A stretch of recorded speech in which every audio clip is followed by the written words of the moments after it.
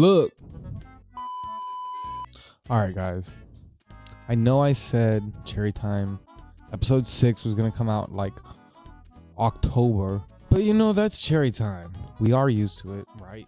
Right? We're plenty used to it. But anyway, in all seriousness, I'm sorry. And, you know, life just gets in the way sometimes. And priorities, you know, change. And, you know, it sucks. But maybe one day I'll be a full-time YouTuber. You know, who knows?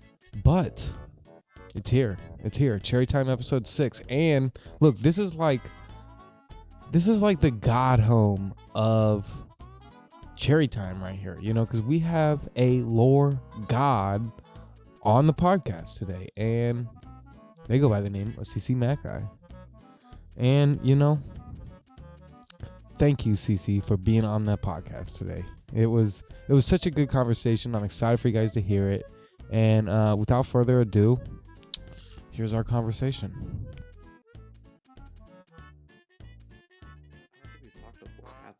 No, I don't think so. Yeah, we I mean, I guess the Among Us group chat was probably the closest.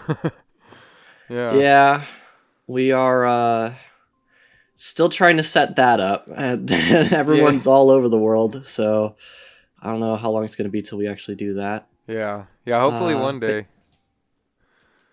But yeah, thanks for having me. No, thank you for being here. I really appreciate it. This is gonna be the 6th episode of the Cherry Time podcast right here, and and I'm glad to have one of the legends, CCMACI, right? Is that how you say it, Mackie? CCMACI. Macai. Sorry, CCMACI. I apologize, but yeah, CCMACI. Everyone gets it wrong. I've been collecting a list of all the different ways people say it. I always said CCMACI until I heard it. Yeah. What else? There's CCMACI, CCMACI. Some people, I don't know how someone would do it, but I'm sure someone has read it as like one word, like Kamakai. Yeah. Yeah, I'm sure. Well, so episode 10 is going to be Team Cherry, right? I hope so. Yeah, that'd be great. Yeah, you know, because you know this whole podcast is kind of based around the Hollow Knight community specifically, and you know, I mean, I did do the bow developer for the last episode, so that was my little branch out. But you know, the community is small, so it's gonna end at a certain point, and I hope to end it with Team Cherry. Oh shoot! I thought you were talking about just like Hollow Knight's popularity in general. Oh no! I'm talking about the podcast. Sorry. I mean, we could talk about that. It's kind of like thinking about death, but in relation to how long you're able to make content for. So I guess they're not really comparable. But anyways, so basically, but no. Do you want to talk? Do you want to talk about that actually? Because it's a fun thought. Yeah. I mean, why not? You know. I'm sorry. I feel like I'm taking away your. You're the host. No, you're totally good. You're totally good. I love rolling with it, but yeah. I mean, no. I'm not. You know, I'm not too worried. But it's kind of a beauty to me to like know that the podcast will end at a certain point. I've done another podcast that was like, you know, that I did like 150 episodes on, you know, every week for like years, and so it's kind of cool to know like, oh, this is kind of like going to be a short-lived thing. You know, it's not the end of my YouTube at all, but you know. It's a cool little moment, I think. Does it end with Silksong? No. It ends with Team Cherry, honestly. That's where it would end. You know what I mean? But okay. But you know, it may just accidentally end because I never get a Team Cherry interview. You could probably get I probably shouldn't be saying that. Never mind. Yeah. I do not want to speak on behalf of Team Cherry. Never mind. I wish you the best of luck. Oh, yeah. If anything, I do think I could manage the Leth interview. You know, Leth has popped up in a stream before, you know, so maybe it'll end with the Leth interview. But regardless of Cherry Time podcast, you know, let's talk about you. I was just catching up and watched your Miles collab video today, and I really loved that. You guys together was a good combo. Yeah. Honestly, he brought the funny out of me so much. His 50-minute video was hilarious. though I couldn't enjoy it fully because I was pretty much down to the wire getting my part of the collab done on my channel. So I was watching his premiere as I was uploading the video to my video to my channel and typing out the description and tags and stuff. Wow. Yeah. I must have had it 100% complete like a minute after his premiere ended. It was. Yeah, that's how it be sometimes. I know that was like fairly recent, but like I guess like do you have any other like videos or collabs in the work that you're like excited about right now? When's this podcast coming out? Because that might change my answer. You know, it is the Cherry Time podcast, so it you know, I don't wanna say anything.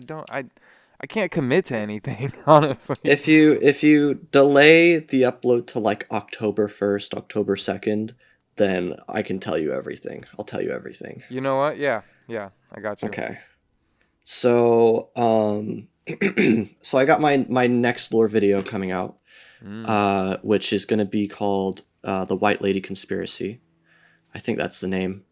I want to finish the video first before I think of that to finalize the title. Yeah. I've been working on it for a year, and basically it's taking a look at the White Lady's dialogue and trying to figure out why the frick she's so wishy-washy.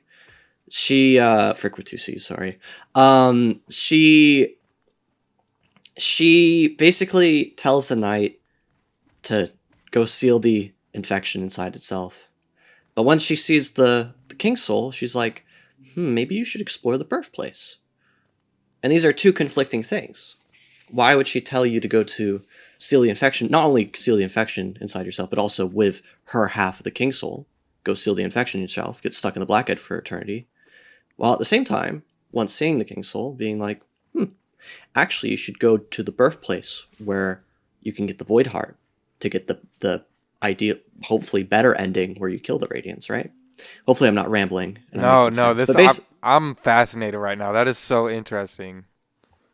So basically, I answer that, and I'm not going to say any more than that. Yeah, because I actually have the video pulled up right in front of me. This is what my timeline looks like. I can take a screenshot, send it to you. It's a 50-minute video, around that. Oh wow! Wow! Yeah. I've been working on it for the last year, since over a year now, and honestly, I should have got it done way sooner, but I had school and poor planning, because this isn't the only thing I've been working on. I've had more working on than just this. And so I just haven't been balancing my schedule correctly. This should have been done February, January. Yeah. I shouldn't have had this done today. It should be up October 1st or September 30th. That's all right. That's live. And this will probably be like my best lore video that I've ever made. Really? Wow. Yeah, I'm very proud of it. I'm very proud of it. So, that was definitely one of my questions, wondering what you think your best video is, and so I'm glad to know that the next one is the one you would answer for that. Because if I'm right about my conclusions, I won't spoil it. You got it. It takes actually I think it takes it takes 23 minutes in the video to get to what I just explained to you, because there's so much prep that's required to set up that question. Both considering people who haven't played the game and skip the spoiler warning when I tell them that they might not get it, so I have to explain everything in a way which both new players and experienced players would find enjoyable. Yeah. And then I have to show why people should care about this, and then provide evidence as to my claims. And it takes a lot of time, and that balance of keeping people entertained while also trying to be informative is why it takes a really long time. So, Yeah. uh, Well, I do look forward to that.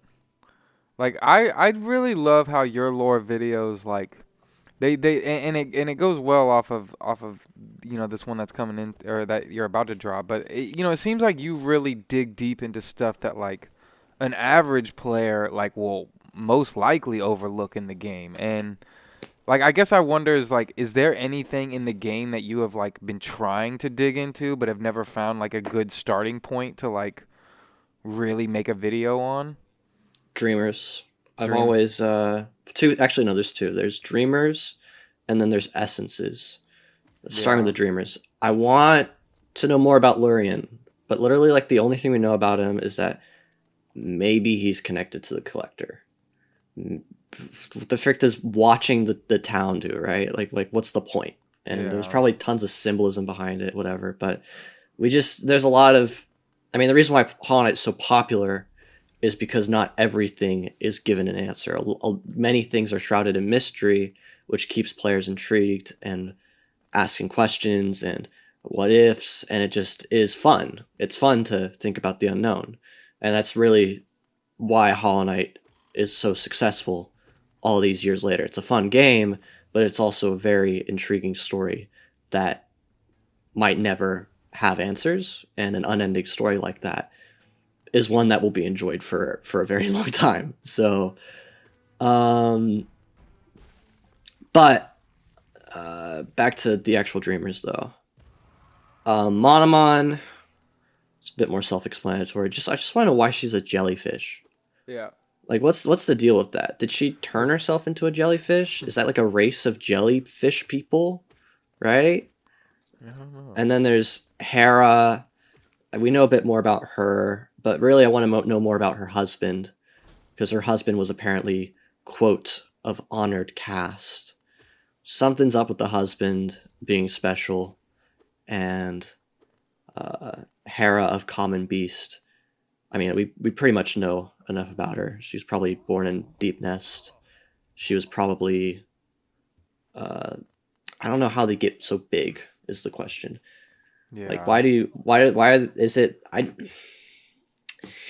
are there specific bugs who are different from generic bugs? Is it just that's just how it be, or were they given some special treatment of some kind?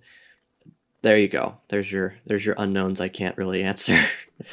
As for essences, this one I'm waiting till Silksong comes out to talk about. I've had my thoughts, like how Void latches on to living bugs, how soul, dream, lifeblood. That's what that video would talk about. And I want to wait till Silksong, because it seems like Team Cherry's going to be going a bit more in detail about those essences, especially Void. Do you anticipate learning like a lot more about Hollow Nest in Silksong? Definitely. Because Yeah. Hornet's talking. The player character is talking, and the player character is the Princess of Hollow Nest. So, without a doubt, we are going to hear inner monologues from Hornet, either directly or indirectly referencing her time in Hollow Nest. And we're going to get a lot of info. We're probably going to hear from like the Weavers as well. The Weavers are in Yeah. Farloom, from what I can tell. And we might see some more familiar faces. I wouldn't be Yeah. surprised if we see if it's a sequel, I wouldn't be surprised if we see like Bretta. That's really the only one I can think of. Bretta. I mean, yeah, who else could we see? Cloth. That's, I guess Mushroom Man too, but yeah. And I'm not sure if he's gonna show up in Silksong. I'm curious how they do it, because he's a meta character, yeah. Mr. Mushroom. So Hornet directly, it worked for Hollow Knight because the Knight couldn't talk to him, but Hornet can talk to him. So what would they talk about? I'm not sure. Maybe Team Cherry's unannounced game. Fearless Fox. Do you People, you go, you Oh, I go. was just about to say, I always like, Fearless Fox always comes up, and that did get talked about. Like, I don't, I hate to talk about it, but I feel like that was talked about a lot before Tunic came out. How do you think Tunic might have affected that? Like, do you think Fearless Fox will still happen? Yeah, I, uh, I imagine they're keeping with the same art style, and it'll probably be like a little noodle with four legs and a tail. That's what I assume. I might be wrong. I don't think that if even if it does look like the Tunic main character, I doubt it's gonna affect anything. Yeah, I guess I was just thinking more Um, of like a gameplay standpoint of like, that just really did come through and encapsulate like almost exactly what, I don't know, just the top-down Zelda some in the modern day era. someone tells me it's not gonna be a little character wielding a sword. I don't know anything, but Yeah.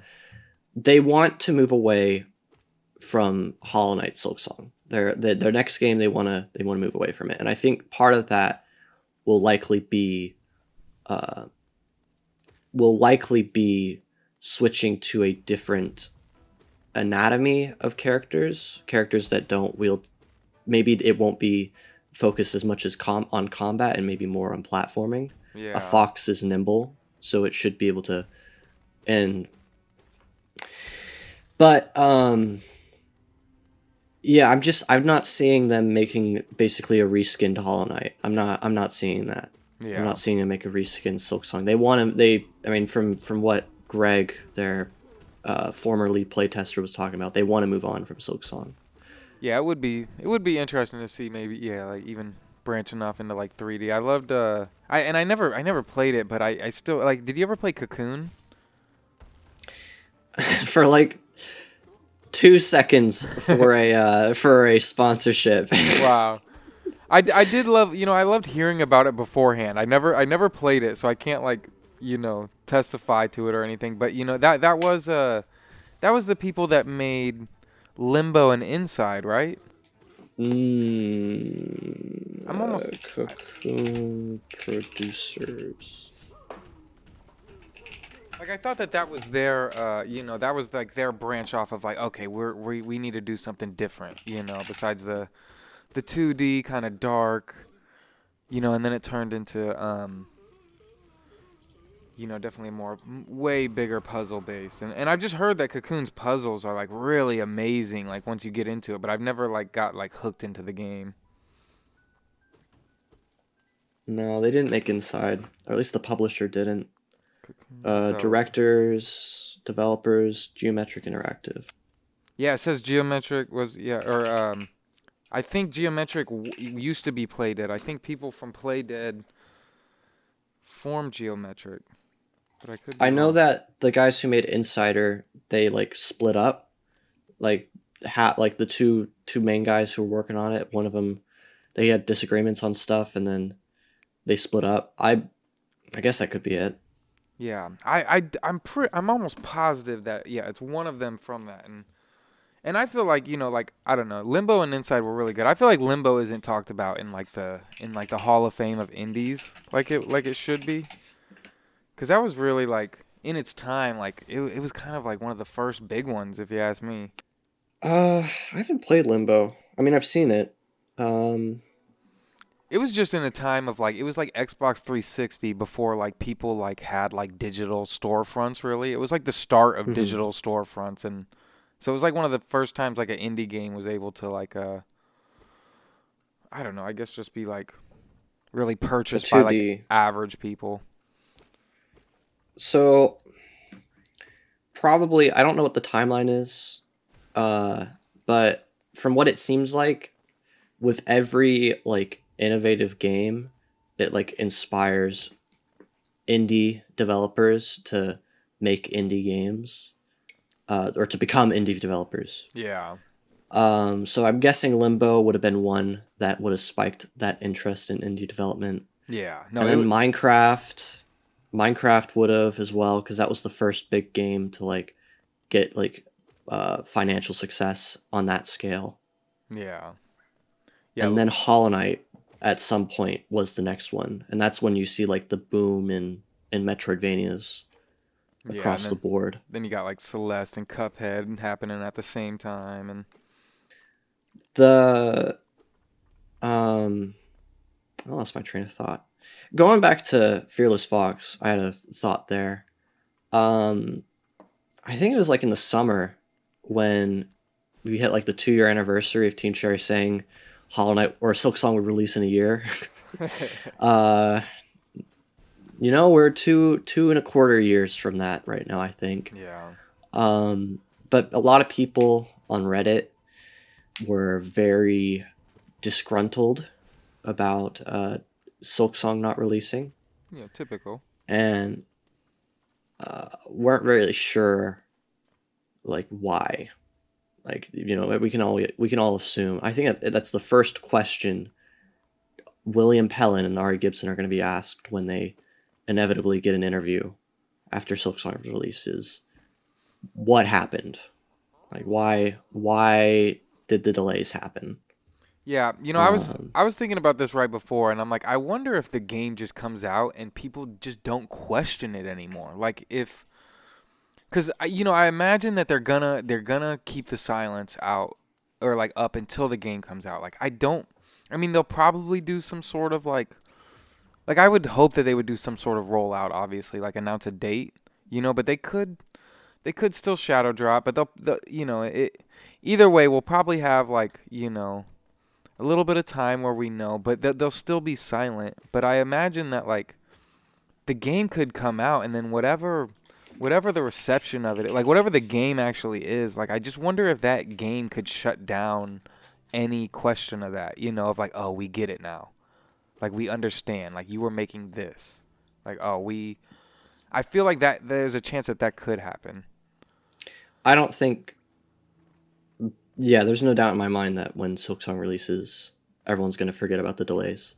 Yeah. And it's not like it's a majority of people who care to this like fervorous, angry state. That's a very small number of people, and even those people will not care anymore because the game's released and now they get their thousands of hours of gameplay that they were wanting. So yeah, but I mean, the thing is that it's like for right now though, people are like, why are they in dev? Are they in dev heck or dev he double hockey sticks? I can't say that word. I'm legally bound not to say it. I'm sorry. no, And it's like, no, they're not, because they could have released it in 2020, 2021. I mean, if you look at their demo, the Nintendo Treehouse demo, I did the math based on Greg's messages in the Discord, in the Hollow Knight Discord. That thing took like 3 months to make. 3 months to make those 2 levels. Yeah. And it looked really good. It looked really good for what must have been 3 months of work. So I might not be 100% right on that. That's just what the timeline from his messages looked like. I might be wrong. But if they can make that in 3 months, they could probably make around the same amount of content of Hollow Knight by 2021. Especially if they're working, again, as Greg claims, 6 to 7 days a week for 12 hours a day minimum. They could get the same amount of content from Hollow Knight into Silksong. And they made Hollow Knight in a year, by the way. They made like the bulk of Hollow Knight was made in a year. It looks like they had like a bunch of like revisions with having to switch engines and overall story changes. The bulk of what's in Hollow Knight right now took between like maybe like late 2015 into early 2017. That was the bulk of Hollow Knight, from what I can tell. Again, fact check me, comment section if I'm wrong. Again, that's what I was picking up from Greg's messages. And I doubt they're slowing down on their workload. I doubt that they've stopped that 12 hours 12 hours a day mindset. But at the same time, I don't think they're like burnt out. Yeah. Or sorry, I don't think they want to move on to a different project, right? They want to move on to Fearless Fox. They do. But if they wanted to, they could just release Silksong the moment it has the same amount of content as Hollow Knight in 2021, right? And people would be happy. We wouldn't be talking today, but we probably wouldn't care. We'd be like, okay, this is what we expected. Yeah. But I mean, they want to add more. I think the DLC was around for Hollow Knight was around what they wanted to add, but they just couldn't. They had to stop development early when they ran out of money. That's why they couldn't get the Mac version on release. They had to wait a month to get that out.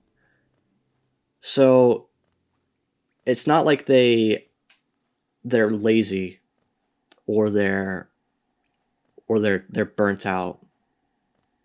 They have probably a vision for this game, and every time they work on it, they get more and more ideas. And maybe they had in 2020 an idea of what the game should look like, but 4 years go by and your perspective changes. Once you see the completed progress, as you grow as a person, as you make more ideas, like you have more that you can do. And in the end, like, the only thing stopping them is their hearts going out, and I doubt that's going to happen real soon. So they're just going to make it until they run out of money again, which I doubt they will. So they'll just make it until they're like, well, I don't think we can add anything else. And that can be for who knows how long. We could be going into 2026, to be honest. I'm having my doubts it releases in 2025. Really? If we don't see it at the Winter Game Showcase, the Winter Game Awards, no, it's not 2025. See, There's no way. I do think that they're just in like a rare position of like they don't, as much as it should be, like like they should utilize something, and it's like reading Let's message all the time. It's like, yeah, he wants to utilize marketing opportunities, but like they are in the weird position of, I don't know if they have to play by any like standard rules of releasing, They're not going to shadow drop. I know. Why would... I really don't think they love their trailers. Drop. They love their trailers. They Yeah. love their trailers. They wouldn't shadow drop. But I think that like they can at least give like a very short window. Like like it's got to be a short window of like once a trailer drops, it's coming out within like 2 to 4 weeks. 2 weeks. Yeah. 2 weeks. That's what they did for Hollow Knight. They gave a 2-week window, and then they released it after 2 weeks, and that's the perfect amount of time for people to be like very anxious about its release. Yeah. So I do feel like, I don't know. I feel like next year, but that's what makes it kind of suck, is that like, it's like, yeah, like after how rough this year's been, I guess, of being like really like hopeful for it, and then like, yeah, just kind of like over now, but like, yeah, it feels like, 2025 could just be like another dead year, but I don't know. Yeah, we're kind of just stuck in a position now of like, oh, it could just be at any moment now, and we don't know when, we don't know where, and that's kind of like probably where they would probably like it, unfortunately. See, the great thing for me is that I still have tons of Hollow Knight content to make, because I have not reached the end of the lore well just yet. I'm still digging. Yeah. Yeah, I haven't even beat P5 yet, so as a player. Oh, same. Just as a player. Probably when Silksong gets announced, I'll sit down and actually do it finally. Yeah, it's like a joke in my live stream, like, oh yeah, it's not happening until I beat P5, so I gotta keep working. I just did Path of Pain for the first time last weekend with like a sling on my arm too. I was actually thinking of if I was gonna do a P5 playthrough, I'd probably want to reset all my achievements and try to do like a full achievements run. Hmm. And then I was like, oh well, hold on, I can make this more interesting than that. What if we made like, like those like old Minecraft mega mod packs? I've Like, actually never like played Minecraft, and people were making fun of me today because Minecraft Live was happening during my stream this morning, and I'm not familiar well, with like Minecraft. well, they got like you got like vanilla Minecraft, and it's like just like everything Mojang produces, and then there's like mods where like a fan developer like makes some modified content to Minecraft, Yeah. and then there's mod packs where a developer has compiled a bunch of people's mods into one launcher, and it's supposed to create like a certain experience when you play Minecraft. There's That's like cool. different mod launchers, right? And so I'm thinking, what if we did that with Hollow Knight? There's so many mods out there. I bet we could make a pretty good ultimate Hollow Knight mod pack, right? Yeah. Get all the boss ones in there. I need to look into it, but it's like probably Pale Court, the Ancient Aspid one, those two. Hollowness Vocalized optional, because I don't know if not everyone, it's not a mod for everyone. Hollowness Vocalized. Any mods that add new charms, new like patterns, even new areas, just like while also like being more like an add-on to Hollow Knight rather than changing Hollow Knight entirely. Yeah. There's some Hollow Knight mods that like will like change the layout of like the whole of Hollow Nest, and that's too far. But just stuff that like you can like attach to Hollow Nest, basically. That would be this mod pack. If I do a P5, I think I'm gonna just do ground zero on that mod pack and then see if I can do it. I think that'd be pretty fun. Yeah, I'm currently saving for a PC, and because I play Hollow Knight on Switch, and after I got into one of these guys on YouTube, Leon. I don't know if you've ever seen him, but seeing him do all the modded boss fights is like, some of them look so fun. Like I can't wait to get a PC and finally start trying out some of those. Like Pale Court looks so cool. It is. The T. They got their own pantheon for Really? that one. Wow. Yeah, you got to fight all of them. It's pretty tough. Yeah. I won't spoil anything outside of that. That's Yeah, I can't wait to but try with- Pale Court.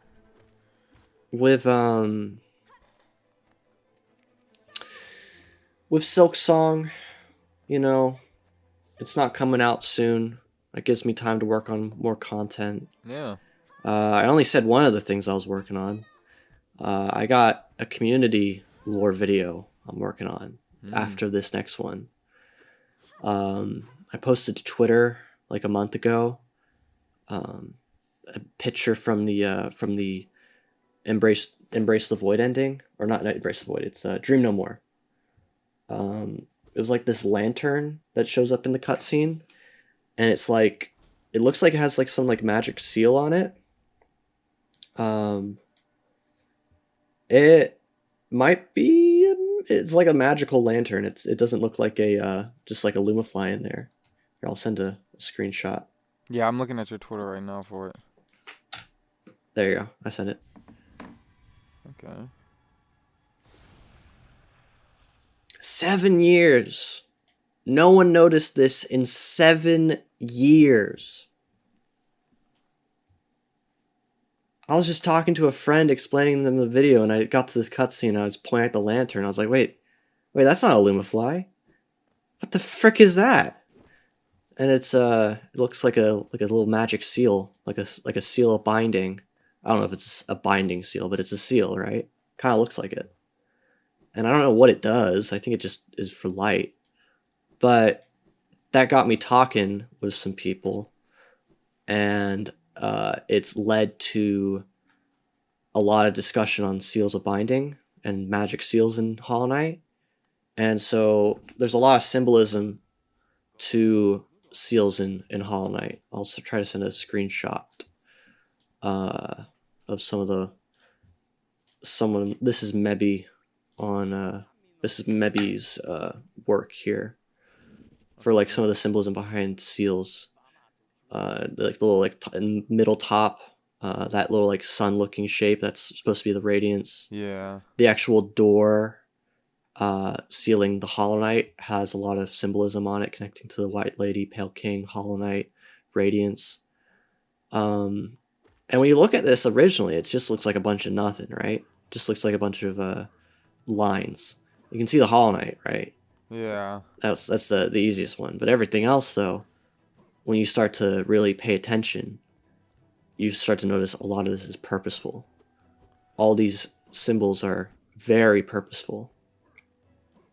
So we're going to be making a video on the symbolism behind seals of binding, or just magic seals in general in Hollow Knight.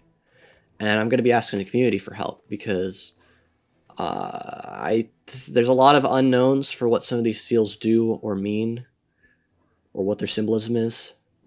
So I thought it'd be better if I just asked everyone in the world, hey, what do these mean? And I'm going to set up some stuff on my server for people to talk about it there. And all the good ideas, all the ideas that make sense, all the ones that are plausible, I'll credit those people. They'll get in the video, what they put forward. And it'll hopefully be a very good lore video. And either way, even if we don't get too many conclusions, Mossback hasn't made a video on seals of binding, so I'll be the first. Well, no, but this is really cool though. I mean, it feels like that's like, I don't know, because you always wonder like what is just like, in the game, and what is just overused assets or reused stuff. But it's like when you think about some of these games that have came out, like even to go back, I don't know if you were a fan of Tunic at all, but even going back to like Tunic and some of those games that kind of like make their own languages and stuff like that, it's like that seems to be like where developers are really, like not hiding these things, but at least like putting a lot of their efforts into this type of work, to where it's like, yeah, some of these like resemblances are just kind of insane. Yeah, like Hollow Knight, it doesn't have its own language. I mean, you got like Hollow Speak, people working on trying to do it, but they've come to the conclusion that there doesn't seem to be a purposeful language. I think that's their conclusion. At the very least, there's a lot of duplicated tablet assets with conflicting messages. Like you'll see like the King's Pass tablets look about the same, but they all have different messages on them. So like, yeah. But I guess I just mean a visual language too. It's like some other games are like making their own actual language. It's like this is definitely there is like some similarities in these seals and stuff with just like with the Pale King, with the Pure Vessel, and with the Radiance, and that is just interesting to where it's like that has to have some kind of connection, beyond just a reused asset. There's a lot in Hollow Knight that I don't think I think with the Lanterns video, that kind of goes into the same vein, where there's this whole world of thought that was put into Hollow Knight's world when you focus in on a specific aspect of it. When you look at the Lanterns, there's like each area has its own lanterns, and sometimes they're really purposeful why they're there and the implications behind them being there. Like the Mantis is using Lumafly lanterns in their tribe. Did they steal them from the Pilgrim's Way? They look very suspiciously similar to the ones on the Pilgrim's Way. They could have stolen from there. And they look very makeshift too. Then you have the symbolism from those in Deep Nest. Then you have the crazy lanterns, like the ones in the backer room, where it's like there's a giant lantern in the back. And it's just this whole world of symbolism and story that you completely gloss over when you're trying to look at the bigger picture of Hollow Knight. and there's just so much in the small little details that Team Cherry purposely or coincidentally put into the world. Yeah. I don't know if everything I pointed out in that video was purposeful. I doubt it. But that's the beauty of it too, you know. mhm. There's just so much from Hollow Knight that you don't see in other Metroidvanias. I don't think I could look at like I don't know if I could look at Ender Lilies or Blasphemous or all those other games in the same way I look at Hollow Knight. They're different games. I'm not saying they're bad games, but they're different in how they present their story. And Team Cherry benefits from being such a small team that they get to put so much of their vision into the world without it being like watered down by just a very large team. I used to wonder why they had such a small team, but when I developed Hollowness Vocalized, I immediately got it. Like why they, I, I should have brought on more audio editors, but I didn't because I wanted to see my vision for how these characters talk and sounded. The voice actors did a great job, but when the audio was sent to me, now I've got to paste the audio. Now I've got to I have to look at how they delivered it. Is that how I envisioned how they delivered it? And I could have got more people on to like look at the audio and be like, okay, this was a good delivery. This is good pacing. This audio sounds good. We'll finalize this, and then I could have probably expedited the audio editing process. But I sat down with every voice actor. I sat down with the programmers. I tested every single iteration of the game that the programmer sent to me. I was pretty much the beta tester. Wow. I think they did some beta testing as well, but I pretty much, like, when they sent one to me, I checked. The first thing I did was check it to make sure everything was good. The audio editing, that was me. For the most part, that was me. There were other audio editors, but like for like 85% of development, it was me. I might be wrong there. I don't want to oversell what I did for the project, but I know I did a lot, and I know I did too much on my own. And it led to it taking 2 years to release. So I kind of get where Team Cherry's coming from in such a small team leading to such a large development time. I can't fathom it fully. I'm not a game developer, but I can get where they're coming from, where they have a passion project and they want to make sure it's how they want it to be. Yeah. And the cost of that is time. Because if they just got a full team of people, it'd be done faster. But I think a lot of the magic would be gone, and they know that.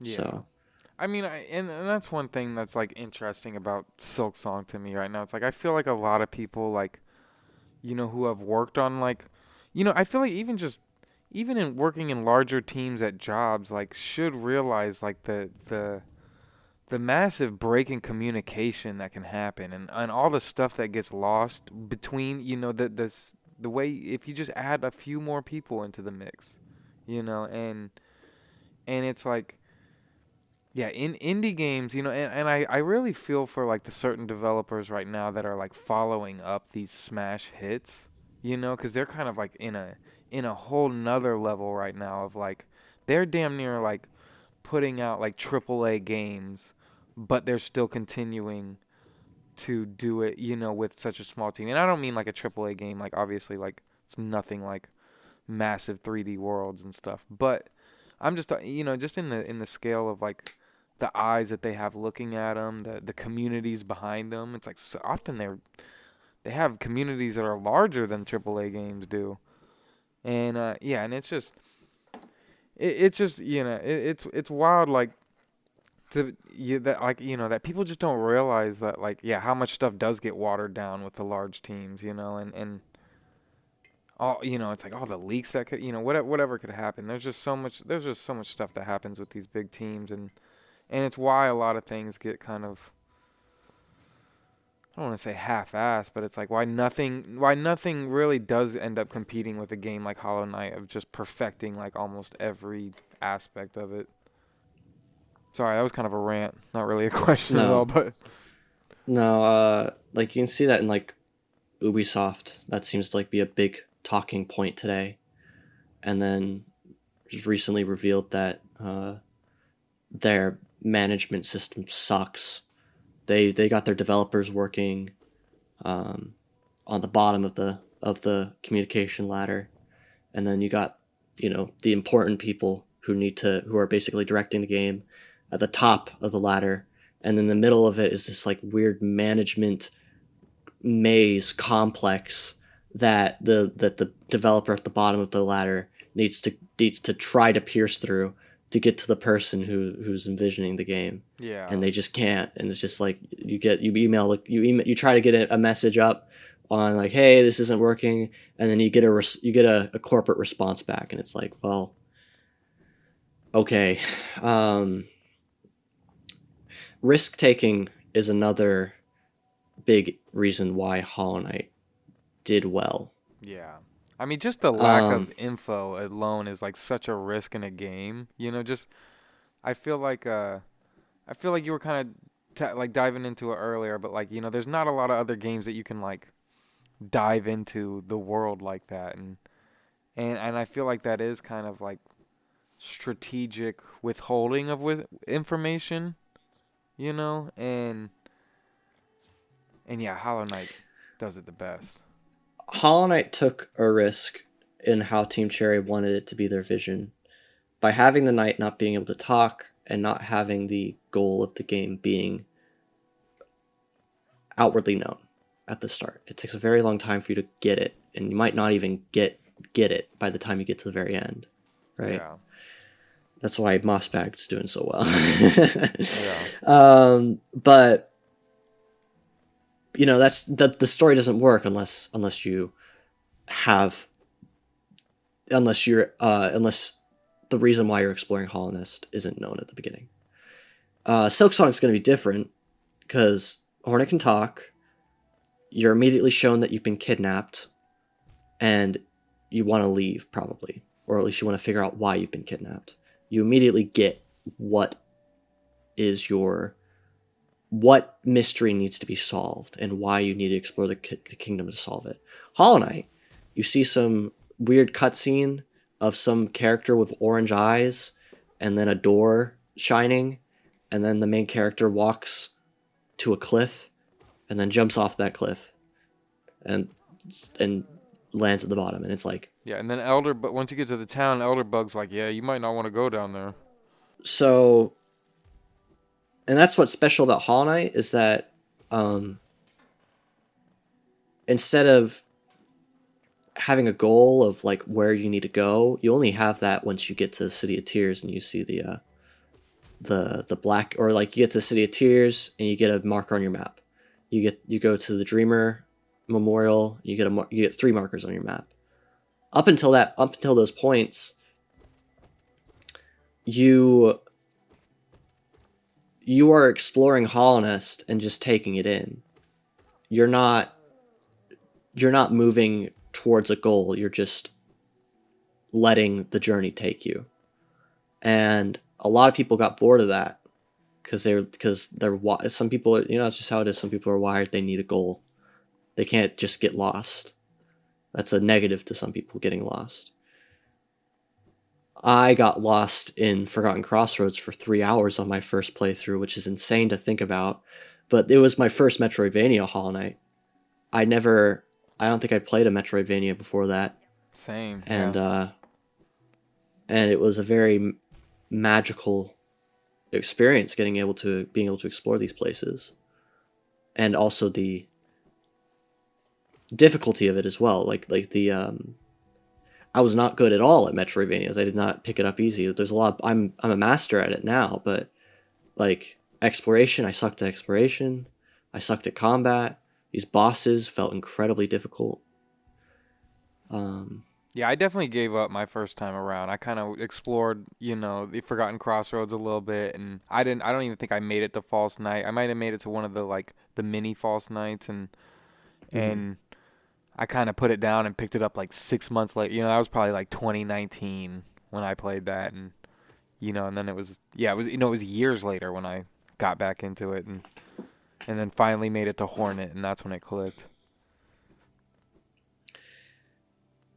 And Silksong is going to feel very different from that. Yeah. It's not going to be everyone's first Hollow Knight playthrough. It's going to be Silksong. It's going to be their first Silksong playthrough.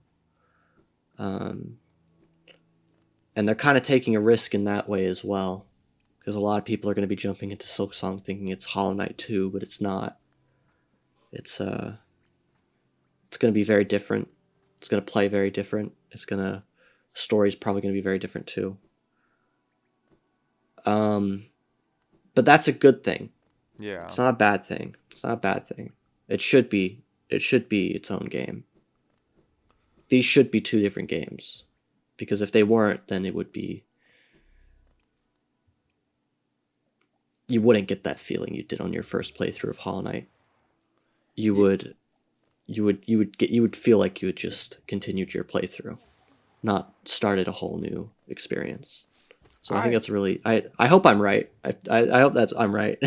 Yeah, I imagine that they, I imagine something that's super important for them is that, like, everyone who got that experience with Hollow Knight, because there is like a certain experience that you have with Hollow Knight, going into it, whether your experience with Metroidvanias or not, everybody kind of has like a very similar feeling with it if they complete the game.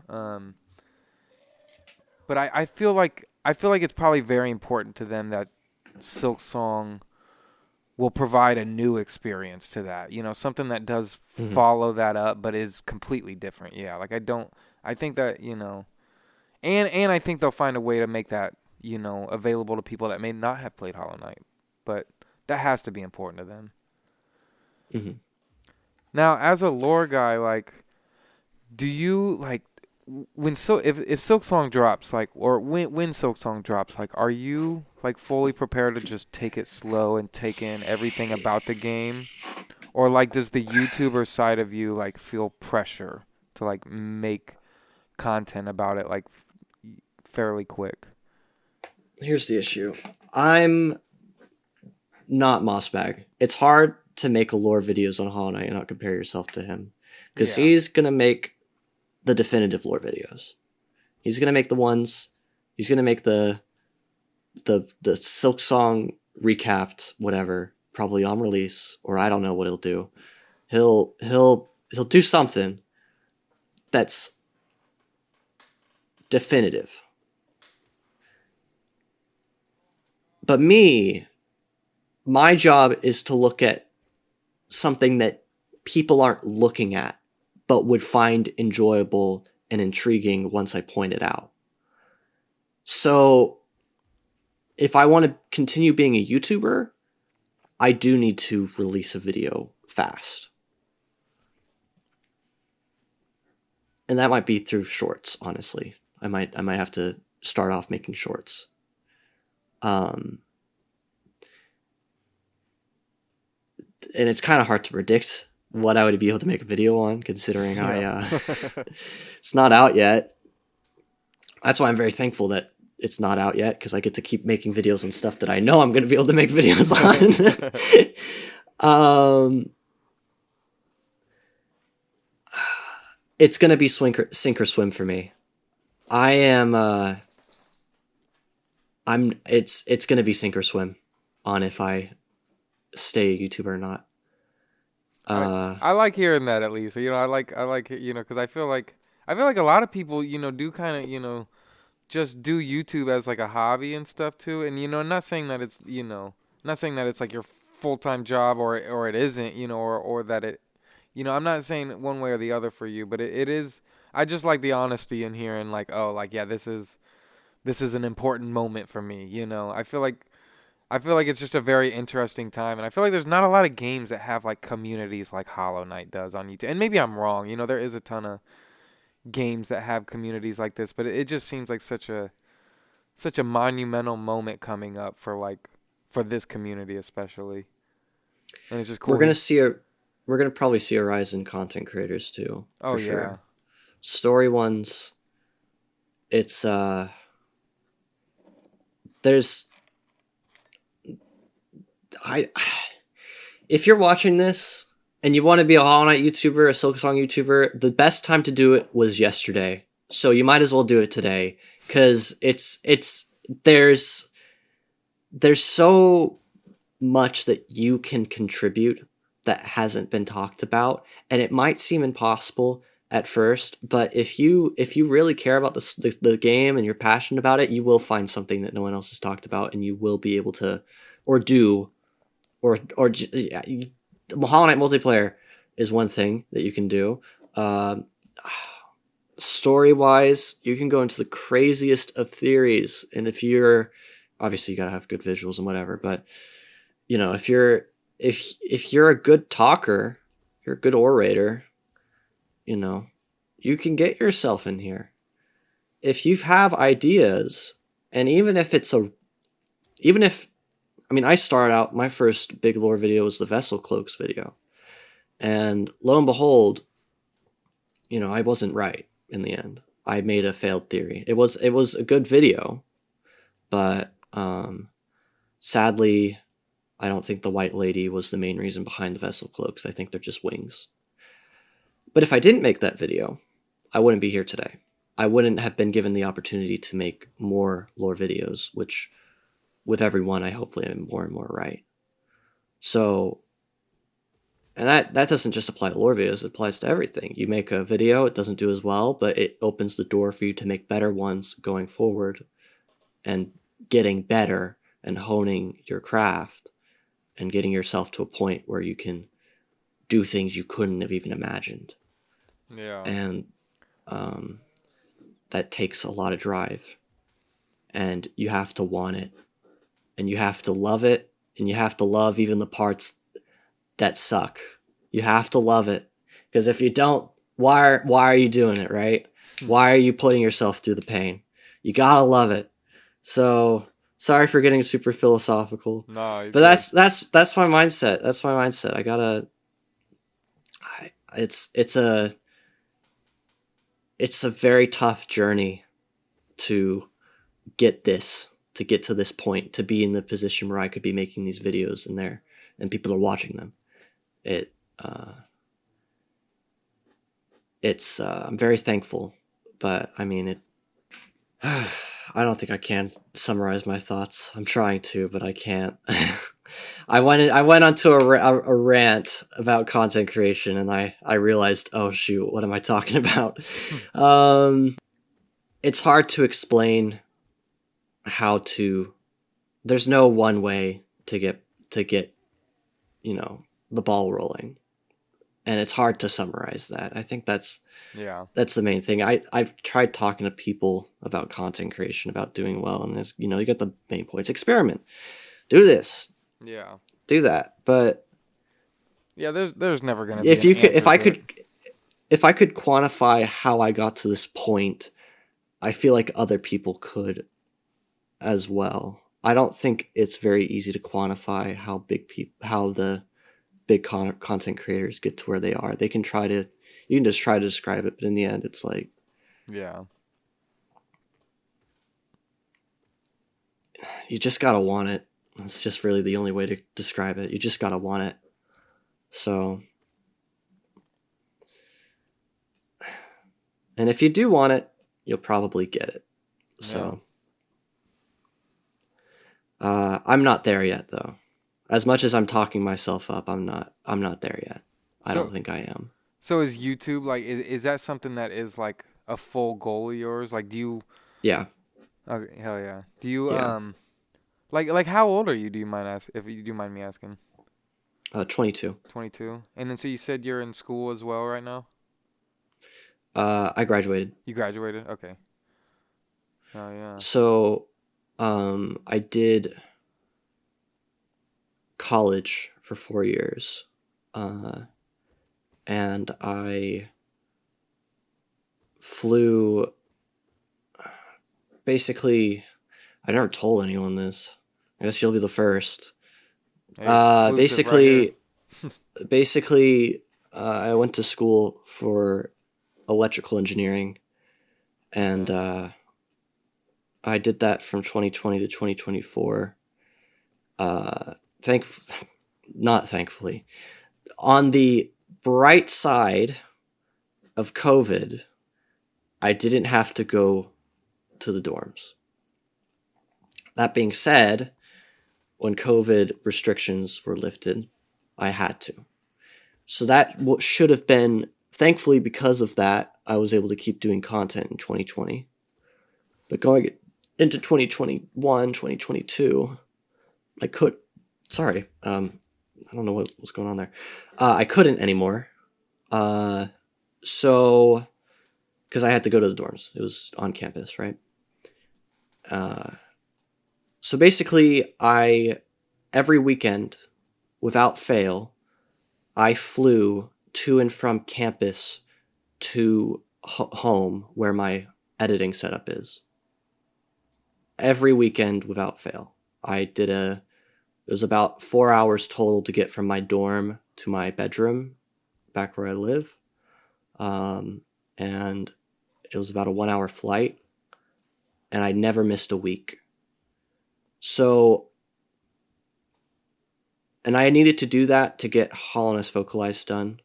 I would listen to audio while I was there and then edit it when I was back home, all while trying to get an electrical engineering degree. And that's another reason why I couldn't get videos out, was because I had to focus on school. So I'm incredibly surprised at what I was able to get out during my time at school while also doing studies. I'm surprised I did Hollowness Vocalized while I was in school. I kind of had to sacrifice making videos to get Hollowness Vocalized out. I only got like 1 or 2 videos out during the development of Hollowness Vocalized. The Greg video and like... that was it. I think it was just the Greg video. I kind of worked on the Zope lore video afterwards. But... yeah. You know, I'm out of school now, and now I can do content full time. And did you end up graduating like this summer, I'm guessing? Yeah. Awesome. Yeah. Yeah, it's amazing. I mean, it's amazing to be able to build a channel like that, even in the midst of all that, with traveling like that too. That's insane. Yeah. But I'm still not there yet. I got a lot more I need to do. College took a lot of my time away from me. It made me very... it's not like I was like super busy 100% of the time. It just takes away your energy, man. Yeah. Having to do all that. And it made it to where all the time I could have spent working was just spent not working because I was just too tired to. But, you know, no more excuses now, right? So yeah. The idea is I want to get 1 lore video out a week, or a month, not a week. I can do that. I got the lamp video 3 weeks. It took me 3 weeks to make. I was very, very proud of that. Oh, yeah. If I can keep making videos like that every month, I'm gonna see some good growth, and I want to do that. I'm gonna be setting up a Patreon to hopefully continue funding my expenditures through this channel. Hopefully get an editor, hopefully get some audio editors, actually expedite this process so that we're not spending a year on the video of this quality.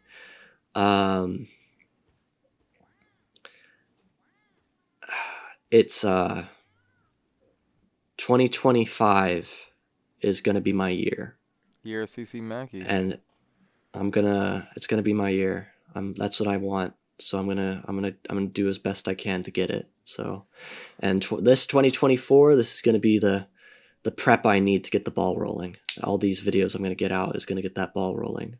Hell yeah. And we're going to keep that same pace into 2025, and hopefully I get the fruits of all that I'm working on. Sorry for talking so much about myself. I'm having no filter right now, and I am saying a bunch of things and talking myself up, and I apologize. You're great. Look, I honestly really love this episode a lot. You know, I've had a lot of great episodes already, you know, in the short amount of time doing this. You know, I've loved meeting everybody, but this one's been great too. And I feel like this one especially is almost like just really how I, you know, I don't know, we captured a lot of what I like to capture on Cherry Time. So I do appreciate you, you know, opening up and letting us know a little bit about yourself too, outside of just Hollow Knight stuff. The dangerous thing, though, that's why I'm apologizing. The dangerous thing about, you know, talking about all these things is that you're not doing it. You can get into a loop where you talk about how you're going to succeed, but then you don't do it, right? Oh, yeah. So I don't want to get in that loop. I don't want to dream about doing stuff. I want to not spend that time. I mean, I guess this is a podcast, so I can talk about it as much as I want, but yeah. You know, outside the podcast, I don't want to be having these conversations in my head. I want to just, so yeah, I should be a bit more modest. All right. Well, here, you heard it here first. CCMACI went to college. Yeah, we got a couple CC exclusives on this one. So let's talk a little bit. Let me ask a little bit about Hollow Knight Vocalized, because you know you've talked a bit about it already, but I just wasn't, you know, I'd seen, you know, you promoting it, but I was like, I just wasn't fully aware until this podcast that you were, you know, the full like organizer and like director of it all, and that's amazing. So like, how did that start, and I guess when did you start it too? Because you said it took a bit of your time from the videos and stuff. But when did that all start, and how did that turn into like a real thing? Hollow Knight Vocalized was not my conceptual idea. Okay. Sorry. It was started by no. I am the director, but I sadly wasn't the one that said we should have the characters voiced with English voice actors. The idea came from two content creators, the Ravenbane and the Grinning Gamer. They, in their Discord server, sent out a little casting call and was like, hey, we want to put English voice actors in Hollow Knight. So here's a Google Doc, put your name on whoever you want to voice, and then you'll voice that character, right? And I saw that and I was like, oh, this is a really cool idea. This was like 2020, maybe, I think. December 2020. This is a really cool idea. And I'm waiting, and nothing ever comes of it. So I'm like, in April 2021, I'm like, okay, I want to do it. And the reason why I wanted to do it was because I knew I was one of the only people who could. I had connections, not big connections, but I had enough. I was very invested in the world of Hollow Knight, playing it for, at that point, I don't know how many hours. I just got 1,000 hours in Hollow Knight. I don't know how many I had at that point, probably like a few hundred. I was reading into the lore a lot. I just finished my second lore video on Matu and Oro. I don't think I was up there with Mossbag on knowing the lore, but I felt I've read these dialogues and I felt like I could represent these characters well. I could do a good job at it. So I was like, okay, let's do this. So I asked them, I'm like, hey, can I take your guys' idea? And they're like, yeah, sure.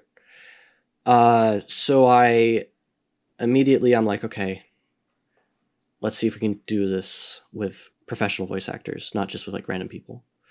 I test out casting call. casting some people for my next lore video on masks in Hollow Knight, and casting call worked really well. So I'm like, okay, we're going to use this for Hollow Knight's Vocalized. I spend the remainder of the summer working on the trailer and the casting call page, and I collect a programmer, the Red Frog, to just see if this idea is even possible, and it was. We got a working little build going that kind of worked that we could use in the trailer.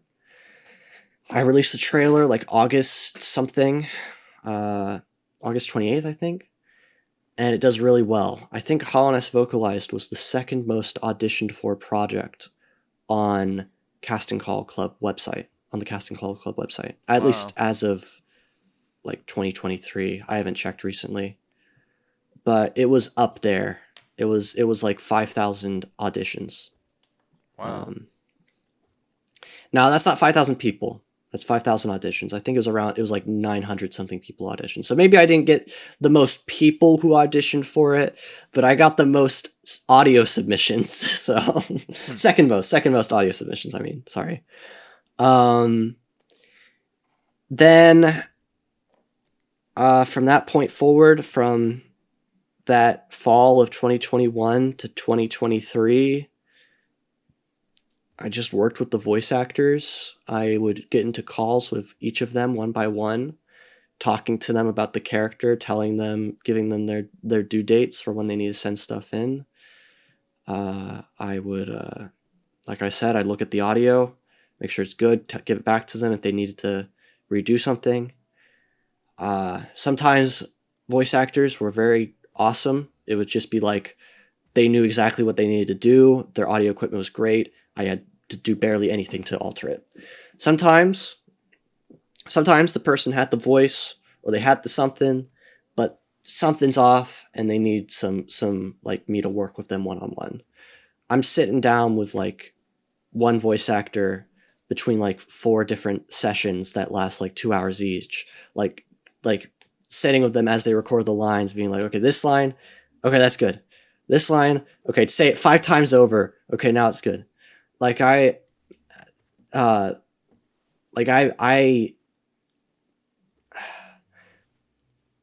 probably spent a bit too much time trying to perfect things, and that's on me.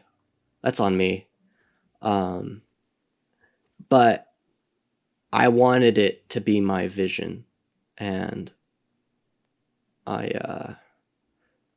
that's why a lot of time was spent like that. I worked with the programmers. I told them what they needed to do. They did so much. I can't describe how much they did because I don't realize how much they did. I am not a programmer, and I don't understand code. And I have looked at the code in Hollow Knight's Vocalized, and it is a massive amount. They did the amount of work I did, if not more. They put so much work into Hollow Knight's Vocalized, the programmers, and I could not be more thankful for the work they put in. And we worked together. I'd tell them what to do. They'd do it. They'd send me their betas of like stuff they added. I'd check it. I'd tell them it's good, whatever. I'd sit down with them, working on like the credits for the game, working on the little like extra tidbits we added, like the Pale Lurker Flower quest. I sat down with them, worked on that. I collected I situated the achievements for the game. I got the art made for them, commissioned the art for them.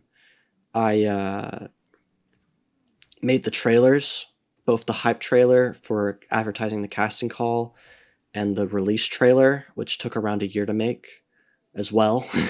that one, it was more just, that one was actually well planned because I worked on it on and off. I didn't need to work on it all at once. So it was over the span of a year I worked on that trailer. Yeah. I commissioned the OST for Hollow Knight's Vocalized. It has like 5 songs, technically 6 songs. And I worked with the composer, very hands-on, looking at every iteration of the song that he made to make sure that it was what I was envisioning. Matt, he's such a good composer. He's so good. Look up Matt space HK. That's the only way to find him on YouTube. Matt Hollow Knight, Matt HK. You'll find him. He's such good music. He did or Hollow Knight's vocalized OST. That's another way to find him. He did that. I commissioned him for that. So the Hollow Knight's vocalized has is it entirely different music? It's all about not for the whole game, just for the trailer music, the title screen, and the credit scroll. Okay. That's the only new music. But okay. It was important. I had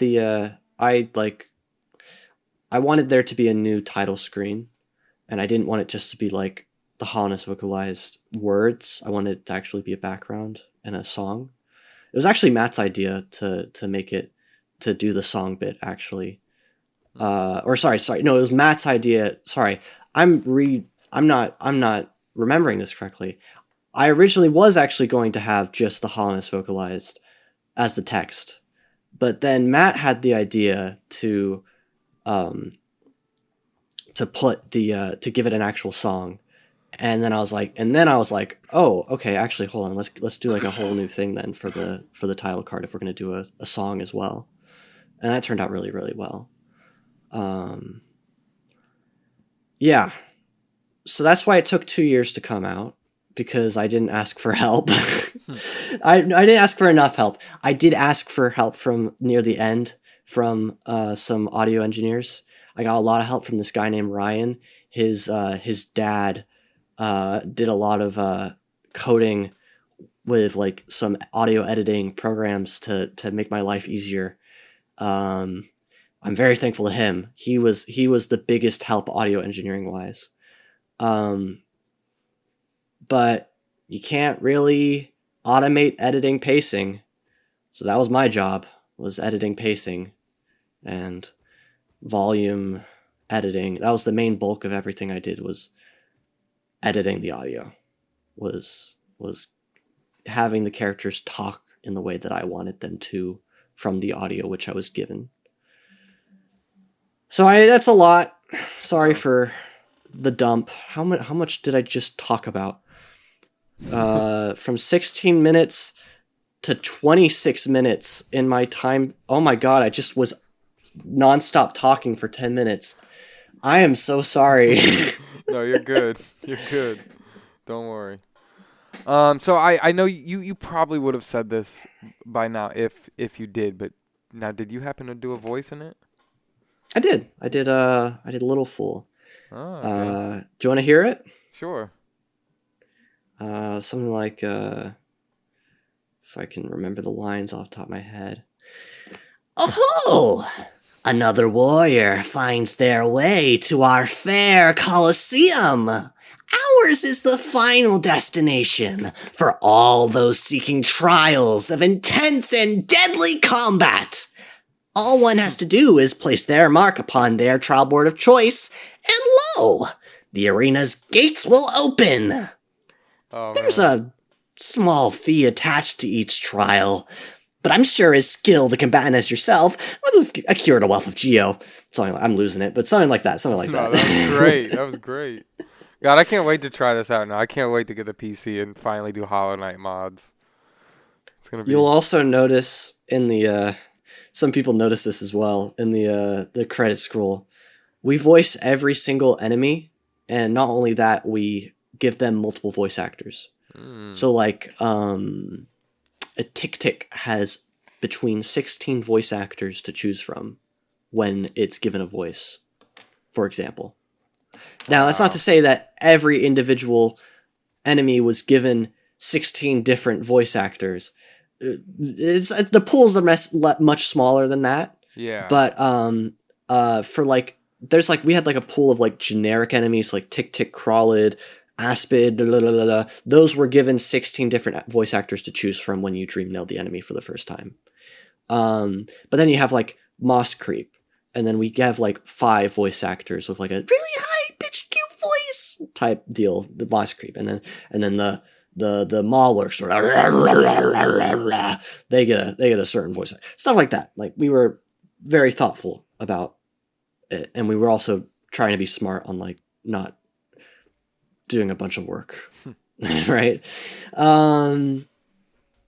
But you'll notice in the credit scroll that I voiced a lot of the generic enemies. Okay. You'll see CCMACI pop up a ton because it ended up being easier when I had a set number of voice actors for a certain role and I didn't get enough. It was easier for me to voice it than for me to try and pull a voice actor. Just quickly like pull up my mic and be like, tired, and then be like, okay, there we go. That's voice actor number 4 for the Husk Sentries. There we go. Slap a bow on it. There we go. That's enough variation. So I don't know. I did a pretty good job at like giving myself voice variation. Like, I voiced the stock. I give a voice to the Stalking Devout's. I don't know if I can repeat it here. It's like a what are their actual lines? Hold on, I gotta actually look this up. I did Little Fool from memory, but I don't know if I can do Stalking Devout's. Stalking Devout. Hello? Stalking. Do I just not know how to spell? No, it's just the wiki being dumb. Alright, so how do I voice this guy? Oh no, I'm not doing it. It's like just like a weird, like, if you heard like the voices from like Left 4 Dead 2 for the zombies, I tried to, it's kind of in that vein. Wow. I'm gonna try to say our domain.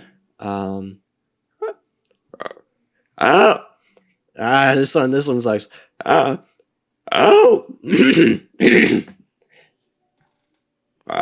No, it's like a scream while breathing in. It sucks. No, I think I know what you're trying to do. It's like the little clicky part with their throat, almost. Like, I don't know. Well, it is kinda, but it has to have a bit of fullness to it. I can send you the line from in the actual game. Let me see if I can do it real fast before I do. Ow. Okay, no, we're not gonna do that. I'll just send you the audio file. All right. For someone like, if there's other people like me too that may not be as familiar with Vocalized and like what all was good into it, like, is there any other like creators that were in it, or any other like special guests that ended up doing a voice, or was it like a lot of just different voice actors that ended up kind of helping out? I tried to give a voice role to content creators and just people who have helped me out throughout the years. The Watcher Knights are all voiced by content creators. Let me see if I can name off all 6. Cranky Templar, Windet, Relia, Stizzle, Taco TV, Rusty Forge. Those are the 6. I think I named 6. And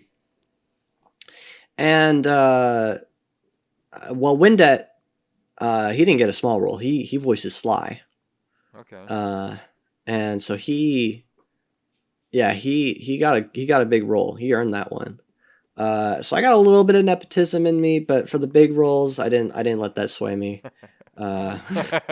If you got a big role, you earned it, right? But for like the small ones, or like for like little enemies, I made sure that you, if you helped me out, that you got in.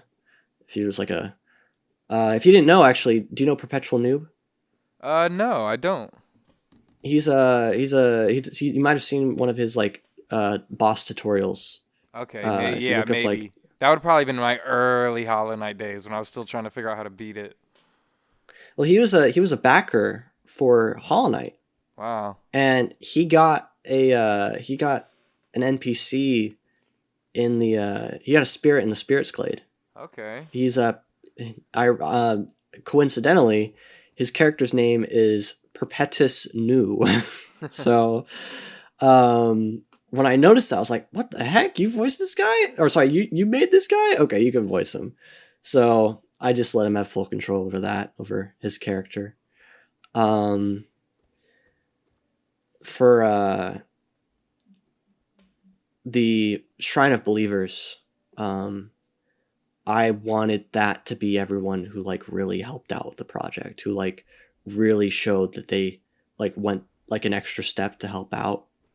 So everyone who voices in the Shrine of Believers is everyone that I hope I didn't miss anyone, but it was pretty much everyone who was like in one way or another, either directly through the project or indirectly through my YouTubing, helped Hollowness Vocalize be Hollowness Vocalized. So, would have been crazy though if I could have gotten all the original backers who wrote them. That'd been cool. Yeah. Sadly, I did not look into that. I kind of wish I did now, but I don't know how I would have contacted them. I feel like the backers should speak out more. I feel like I've been asking in all my videos, like, please, if you are a Hollow Knight backer, just comment below. Like, I've been looking for a Hollow Knight backer. I don't know. Maybe there's a way to contact them through Kickstarter. Yeah. You can talk to Perpetual Noob. Yeah. He's a backer. Yeah, at least now I know there's a confirmed one. That's a creator. That's nice. I'll have to reach out to him, get him, because I've been asking to get them on Cherry Time actually. Dude, if I had a time machine, and I'm like, I'm gonna go back in time, and I'm going to give $10 million to Hollow Knight Kickstarter. Like I'll be making lore videos forever, infinite money. Oh man, that'd be funny. It's like Back to the Future 4 right there. So how and when did you like actually get into Hollow Knight? 2019. Was Silksong announced? It was. I didn't know it existed though. Okay. I didn't know until like 2020 that Silksong was a thing. Yeah, I played Hollow Knight. I bought it for a friend and his girlfriend because he wanted to get it for her birthday. And I watched him play it. And I watched him play it, and it looked fun. It looked fun. And I thought I could beat the bosses. And I was like, I could do that. I could beat the bosses. Let me buy it for myself. And I played it. And it was pretty fun. And I think I ended up. It was kind of like similar to you. I like stopped playing for a month once I got around. I don't know how long it took for me to beat it. I think I waited a month. Sometime around the time I got to like City of Tears, my playthrough ended up being 40 hours once I beat the Hollow Knight for the first time, and then I didn't realize it, but there was 2 other endings in the game, and actually, I did get the second ending. I explored more of Hollownest to get the 100%, and then I got the Sealed Siblings ending, and then I was like, oh, that's it, okay. And then for a week, I didn't realize the Radiance was a boss in the game until I saw the Radiance in a Rusty thumbnail, and I was like, what did I miss? Wow. Yeah. I started making videos because of Mossback. Oh, yeah. I watched his lore videos and I thought they were so interesting. So were you like watching a lot of content on it, like while playing it, or was it after you finished you kind of started like diving into it? After I finished, I don't know how. I think I probably looked up a Hollow Knight video for like probably just I probably looked into its lore, and then found Mossback, and then I was like, cool. And then I sometime around it must have been maybe November or October 2019, I don't know. Sometime around then I looked at a picture of the White Lady and the Knight standing next to each other, and I was like, what the heck? That cloak looks really similar to the White Lady's like clothing. Is that the same material? And then I was like, oh my god, I could make a lore video about this. Oh my god, I'm gonna make a lore video about this. And then I worked on that for 6 months, and got the Why Do Vessels Wear Cloaks video out, and that kickstarted my channel. And then so were you were already doing YouTube at the time then? Because you had videos out before your Hollow Knight. 2017. I started in... My first video was Christmas of 2017. Okay. And it was a video about irony on YouTube, and it's gone now because it's doesn't look that good. I am proud of it. But it just doesn't really represent the content I make now. A lot of the videos I made back then. But I did need to make those videos. I needed to make those not great videos for me to get to this point. Yeah. I would love to keep them on the channel. It's just it doesn't. They're not Hollow Knight. The meme videos that are still on my channel, I kind of just keep there just for...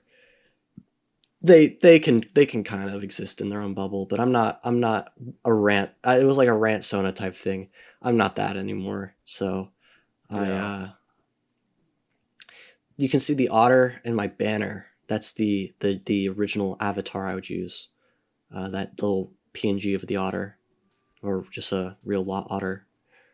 Lot less blurry, but and then I basically what I was talking to you about a while ago, maybe like an hour ago, where I said Silksong is my sink or swim. It was the same was for that Cloaks video. I was like, all right, either this does well or I'm not a YouTuber anymore. Wow. Because my videos weren't even getting 1,000 views. Like, it was crazy when a video got when one of my videos got 300 views. That's how poor my content was doing, right? I knew it. I knew I wasn't going to be able to make YouTube be a thing if I wasn't seeing substantial growth. So I was like, okay. All right. This is my sink or swim. And it worked out. And here I am. So I'm out of college now. Nothing's stopping me from making videos now. I gotta do one more video a month, or I think I'm gonna start sinking again. So that's wish me luck. Wish me luck. So I guess let me just ask you some quicker questions, and we'll kind of end it. I also asked my Discord a couple questions, or if they wanted to ask you any questions. And of course, being a Discord, there's a lot of a lot of jokes in here, but what the frick with 2 C's did they ask? Did you ever go to FurCon? That was the Scion balloon. So, yeah, so that's one of the terrible ones. But no. No, we can talk about that. I am not a furry. I enjoy watching people argue about if I'm a furry or not because I find it humorous. But I will set the record straight here and never talk about it again going forward. No, I'm not a furry. I will let legacy content be like the thing where like someone's like talking about it and then some random guy's like, oh, here's a clip from 3 years ago where he talked about it once. Hell yeah. So another exclusive right here.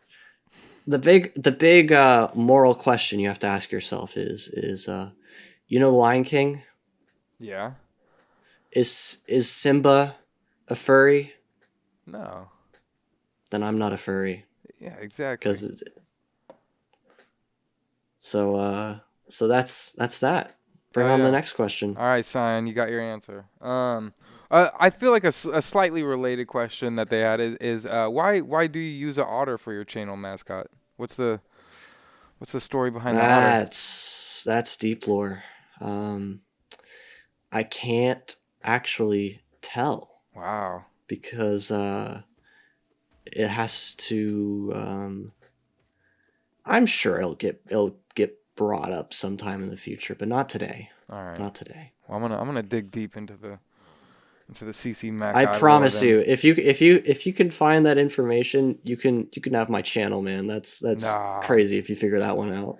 Nah, I don't want your channel, but now I want the video of the CCMACI lore. Oh, okay. Let me. There's a close. Is he single? What's your favorite area in Hollow Knight? By Cyan Balloon again. This is a real question from Cyan. Okay.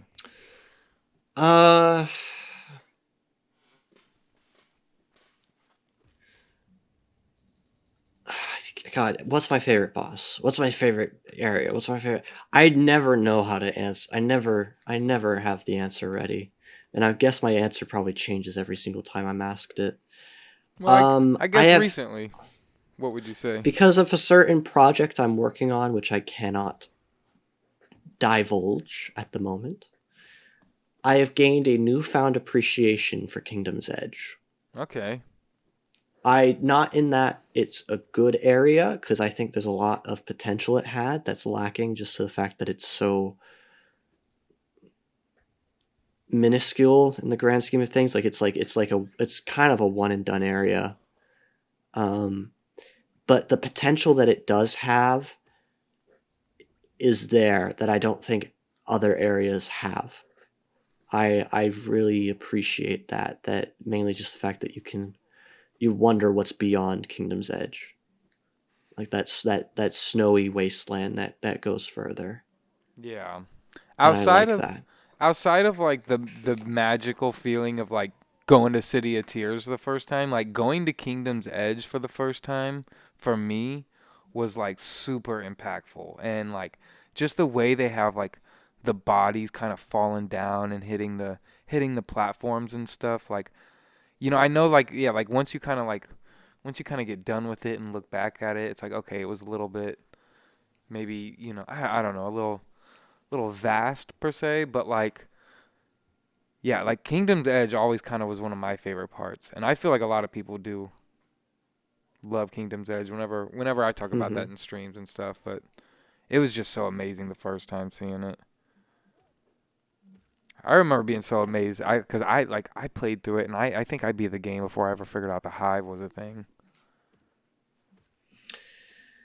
I didn't even know Kingdom's Edge was a thing until I beat the Hollow Knight. Wow. Like, that's how little I had done after getting the first, like before getting the first ending. I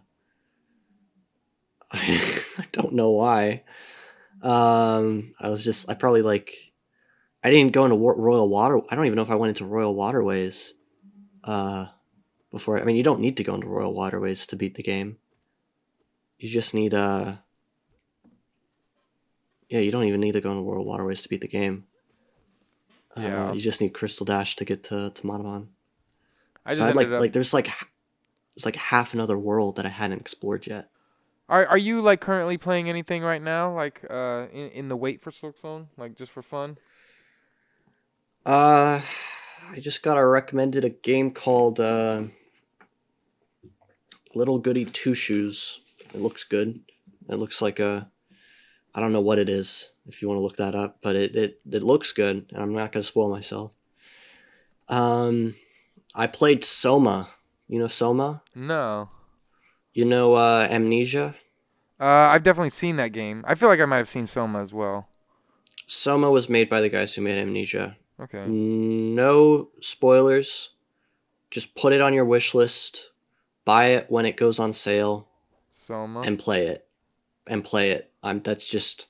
All right. The best games are the ones that you have no idea about going into. Yeah. So that's kind of all I need to take to be sold on a game is not anything, to be honest. So play that. And you will probably have to watch a lore video after, but who knows? Maybe not. Oh, that's cool. Get better. Let's see.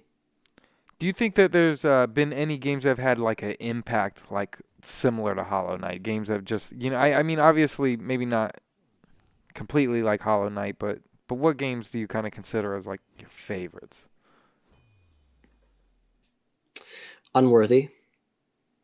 Made by the same people who are making Crowsworn, or at least Alexander Kuzanov. I don't know Okay. if he worked on it with. I think it was just him and maybe his brother who did some other things. I might be misremembering. No, that's Morris from Little Haiku. Yeah, Alexander Kuzanov just did Unworthy by himself. Unworthy is great because it does the one thing that Hollow Knight did that worked. Little lore, big mystery. I mean, there's a lot of lore in Hollow Knight, but for the grand scheme of things, you aren't given a lot. There's a lot of mystery and ambiguity where you have to piece things together yourself. And Unworthy cranks it up a notch because there's only 2 lore tablets in the game. And there's maybe 4 or 5 NPCs that talk to you, that give insight on the world. I want to make a lore video on Unworthy, but I can't right now because it would not do well, sadly. I need to be a bit more popular. That's my goal, is to make an Unworthy video that does well. That's one that gave me a similar magic to Hollow Knight, and if I ever make a video game myself, is a big inspiration to how I would want to go about making a video game. Okay. This is also why I'm super excited for Crowsworn. Yeah, it's interesting. Unworthy's so good. It's such a good game. It looks cool. So, It looks interesting. I like it's like black and white style and just very, very simple. But it says it's combat focused, but there's no jumping in it. And yeah, it's a 2D Dark Souls. To put it in the simplest terms, it's a 2D Dark Souls, and okay. it again, little context. Just I recommend it heavily. Yeah, I I'm gonna check recommend that it. out for sure. And Soma. I don't know what else. It's been a while since I've played like a big game.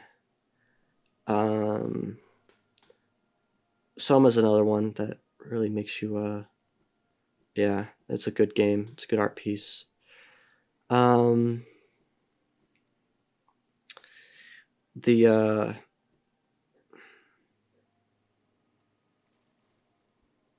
I don't have any others on the top of my head. All right. But those are the Soma's the one that's in my memory, and Unworthy's in your heart. and Unworthy's, yes. Yeah, there you go. Oh yeah. All right, last question. And this one, you don't even have to dive too deep into it. We've kind of talked about it a little bit, but what would you say your theory is to what's going on with Silksong right now?